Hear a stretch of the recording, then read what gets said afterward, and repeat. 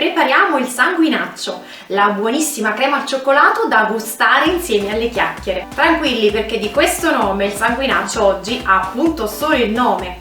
Un tempo, come ben sapete, questa era una preparazione a base di sangue di maiale, proprio perché del maiale non si buttava via nulla e si consumava veramente tutto.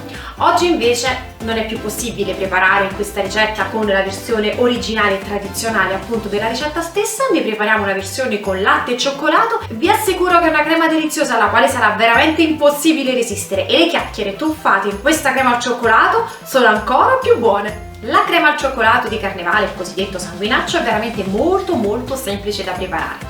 Prendete una ciotolina o un pentolino, potete anche lavorare direttamente nel pentolino che utilizzerete per cuocere, o meglio per addensare un po' la crema.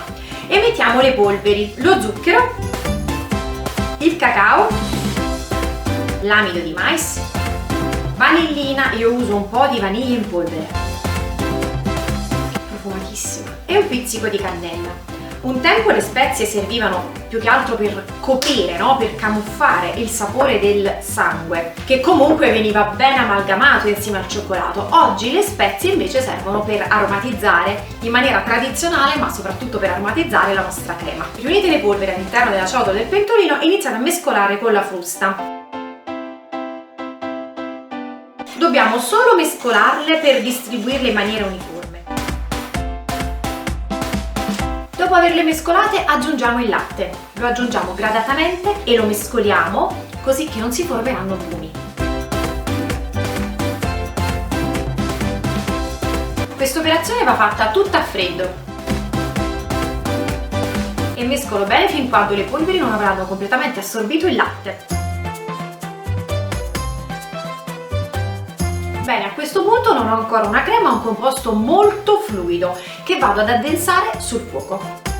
Bene, mi sono spostata sul fornello e adesso continuo a mescolare la crema a fuoco dolce fin quando non si addensa e diventa abbastanza cremosa. Non diventerà dura tanto quanto una crema come una crema pasticcera, ad esempio, deve essere comunque abbastanza fluida, poiché è una crema nella quale andiamo ad intingere le chiacchiere, quindi deve essere comunque una crema abbastanza fluida, ma più consistente rispetto a questa.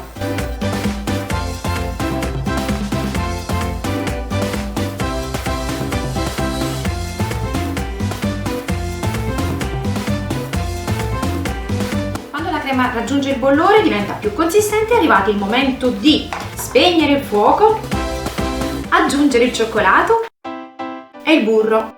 Mescoliamo bene tutto per far sciogliere completamente burro e cioccolato.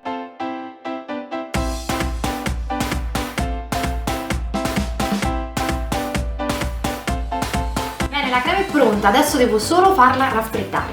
Per far raffreddare la crema più facilmente la verso in una pirofila ed ora devo solo pazientare che buona, che si raffreddi.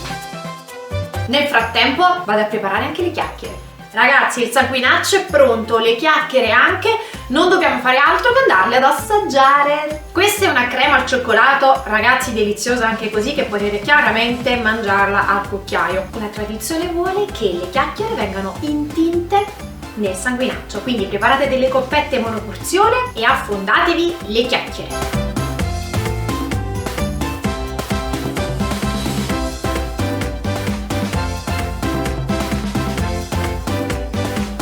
Ma come resistere a tutta questa bontà? Se vi è piaciuta la ricetta del mio sanguinaccio, provatela anche voi e quest'anno insieme alle chiacchiere preparate anche la famosa crema al cioccolato, che sono certa conquisterà anche voi. Se vi è piaciuta questa ricetta lasciatemi un like ed un commento, iscrivetevi al mio canale YouTube, attivate la campanella per essere sempre aggiornati sulle nuove video ricette in uscita.